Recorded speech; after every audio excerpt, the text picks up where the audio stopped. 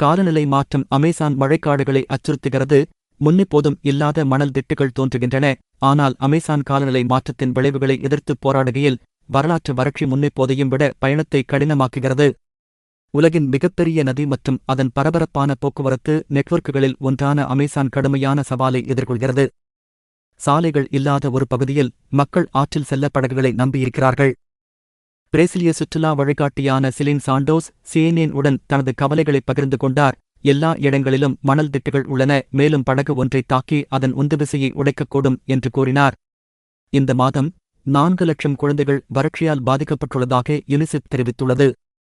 அமேசானின் பிரேசிலிய பகுதியில் உள்ள 700க்கும் மேற்பட்ட பள்ளிகள் மூடப்பட்டுள்ளன அல்லது குறைந்த நீர்மட்டம் காரணமாக அணுக முடியாத நிலையில் உள்ளன. காலநிலை மாற்றத்தின் வியத்தகு விளைவுகளை புறக்கணிப்பது கடினம். குறிப்பாக முன்னாள் அமெரிக்க ஜனாதிபதி ஜோ பிடன் ஞாயிற்றுக்கிழமை அமேசான் மீது பறந்தார். வானத்திலிருந்து ஒரு காலத்தில் பசுமையான நிலப்பரப்பில் இப்போது பரந்த மணல் திட்டுகள் உள்ளன. இது ஒரு மழைக்காடுகளை விட பாலைவனமாக தோன்றும் அமைதியற்ற காட்சி. அமேசான் பகுப்பாய்வாளரான பிராம் எபஸ் இந்த தருணத்தின் முக்கியத்துவத்தை வலியுறுத்தினார்.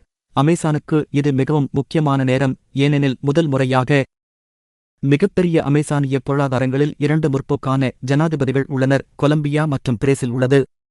பல்லுயிரியலை பாதுகாப்பதற்கான உறுதியான திட்டங்களைக் கொண்டுவர இரு தலைவர்களுக்கும் ஒரு சிறிய வாய்ப்பு.